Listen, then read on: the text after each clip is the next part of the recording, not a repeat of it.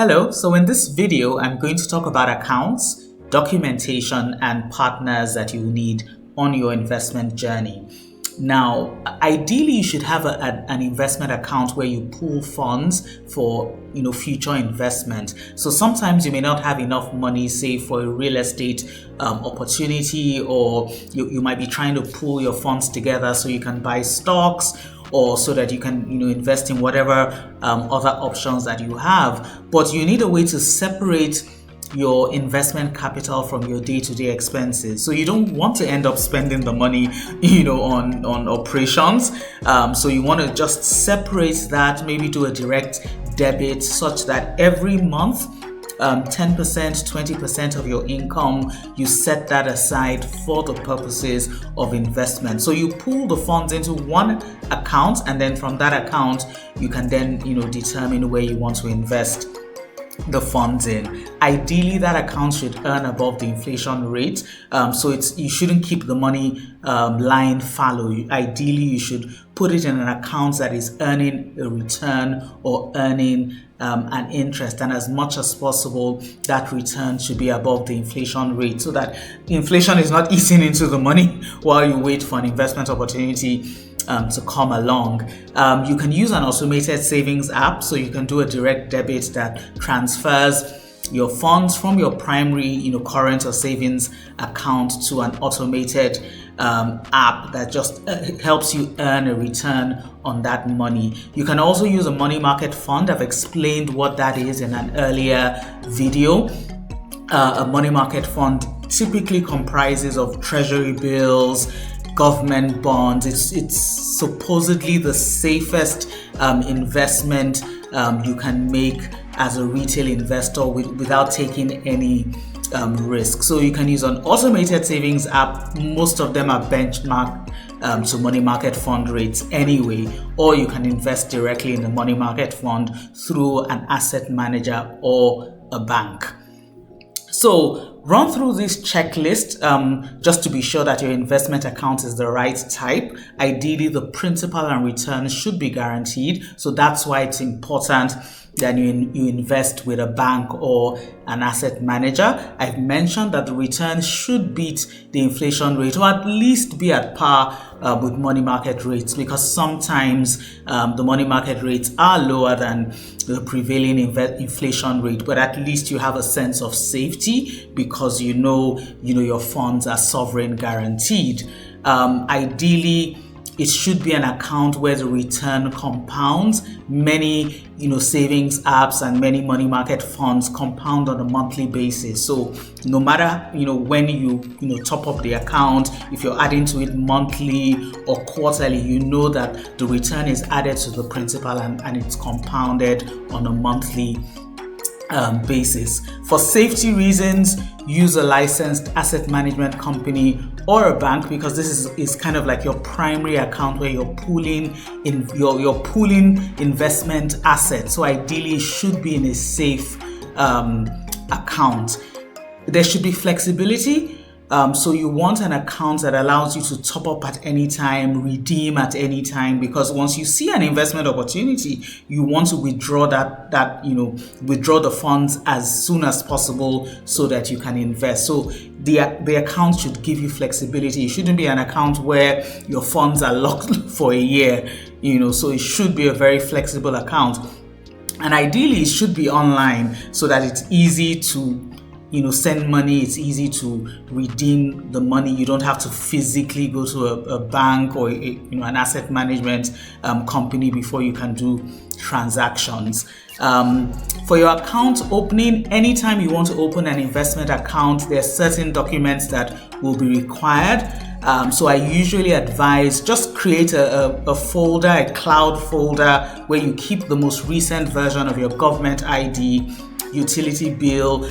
For some institutions, if you don't have a utility bill, say because you stay with your parents or you stay with friends and you don't have a utility bill in your name, those organizations will typically accept the first page of your bank statement as long as it has your name and an address.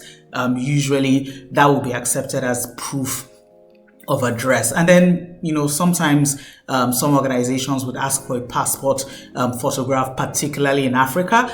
So just have, recent copies of these documents in a cloud folder, because you will use these documents not just for your primary investment account, but typically for any investment that you do, you would be asked for these 3 documents. There's some partners that you will need during your investment journey. Ideally, you should have a bank you trust, a bank that is responsive, a bank that is very good with technology, because ideally you don't want to talk to anybody before you operate your bank account. So their online platforms should be very good. Have a local currency account, have a domiciliary, USD or GBP account, and then if you can, have a foreign account. You're just spreading your risk, really. And also because if you have investment opportunities in your local, your country, or in a foreign country, you want an account that is flexible enough to participate in different opportunities that may be available to you locally or globally. So have a local currency account for local opportunities, have a domiciliary account which is typically denominated in USD, and if you can, also have a foreign account just as a backup. You would need an asset manager on your journey. Remember in my earlier video, I talked about talking to a financial advisor. You will find a financial advisor if you walk into any asset management company. Thankfully, most banks have an asset management subsidiary. So if you walk into your local bank, they will typically introduce you to either a personal, a wealth advisor within the bank, or a sister company or a subsidiary. And that's because a lot of investment products are offered by licensed asset management institutions. Some banks are plain vanilla. They just do account openings, checking account, savings account. They may not have investment products in-house. So a lot of times they would refer you to a subsidiary. So please identify an asset management company that's licensed, fully regulated, very close to you. It's a source of advice because you can talk to registered financial advisors. They will also have investment products that you can use. So definitely you need an asset management company. Most asset management companies have investment advisors already, so you may not necessarily need an independent and investment advisor. But as you grow in your investment journey, at some point you might want to just have an independent financial advisor just to checkmate what the asset management company is saying to you. Also because the asset management company is selling retail products to everyone. So a lot of times they may not be able to customize the products for you as an individual based on your personal circumstances. So at some point you might want to see a CPA, you might want to go talk to a personal wealth advisor as you grow in your investment journey, and obviously have more money to invest, so you need more personal attention. You will need a realtor or a real estate agent depending on what country you're in, and that's because as you buy real estate you want to talk to a professional. You may not have the skills, or you may not have the knowledge to make informed real estate decisions. So ideally you should talk to a realtor or a real estate agent. And be careful in terms of getting advice, because sometimes a realtor may want to offload assets under their care, or assets within their portfolio. So sometimes you just have to be wise, just to be sure that you're getting objective advice, and not just advice that helps the realtor offload their portfolio. So it pays to talk to maybe one or two realtors just to sound them off each other and get more independent information before you make a purchase decision. Ideally, you should join a coop or a cooperative. and find co-investors. And that's because there are some deals you may not be able to do on your own.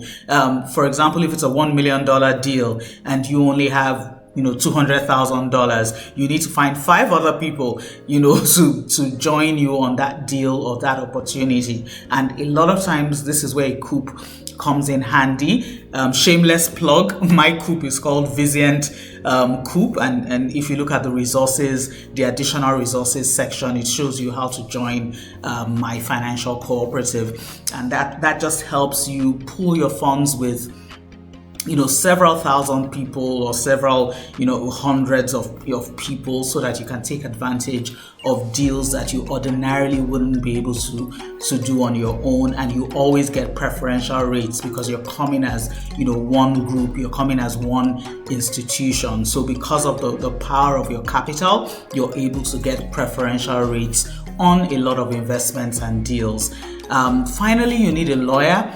As you grow in your investment journey, you want a lawyer to help you dot your I's and cross your T's, and to be sure no one is taking advantage of you. So a lawyer protects your interests. Your lawyer typically doesn't participate in the deal with you, so that way they're able to give you objective advice because they're not getting any financial benefits from that deal. So while sometimes a realtor may be conflicted because they're trying to sell you, a piece of real estate or a house, your lawyer just gives you independent advice. Another independent party typically will be your investment advisor, especially if they're not selling you a product. So while an asset management company might be selling you a product, ideally your investment advisor may not have any product to sell to you, so they can give you objective advice. So please, these are sort of like the platforms, the organizations, and the people that you will need along your investment journey. If you find honest people in any of these categories, please hold them close. Sometimes your advisors are with you for decades.